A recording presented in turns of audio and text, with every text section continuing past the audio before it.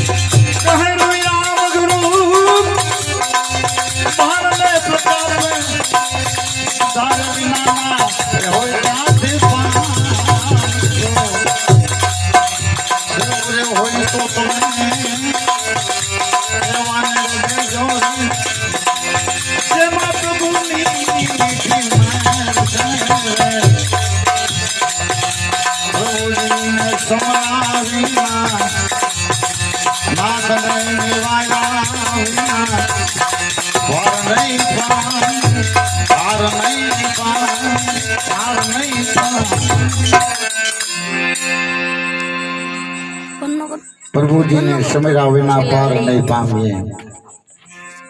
એટલે સંતોએ કીધું છે કોઈ સદગુરુના ચરણમાં આવી જવાય.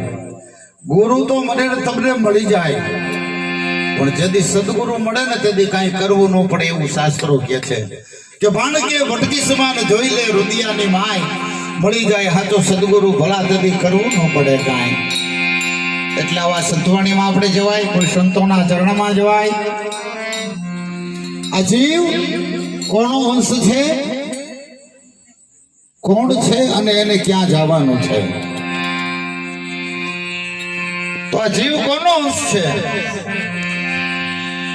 જીવ છે ને શિવનો વંશ છે. એટલે આપણે ઉત્તર ક્રિયા પછી શિવના મંદિરે દીવો મૂકવા જઈએ છીએ. જાતા હોય તો અને શિવને આરાધના કરી છે. પ્રભુ તારીથી રૂકુ પટેલો આ જીવ એ શિવ તમને અમે સમર્પણ કરવા માટે આવ્યા છીએ. એટલા દરેક જીવ એ શિવનો અંશ છે અને શિવના ચરણે જવું પડે. ત્યાં દીવો મૂકે ત્યારે આ કાર્ય પૂરું થાય એવું શાસ્ત્રો કહે છે. જેને ઘેરે સંતોના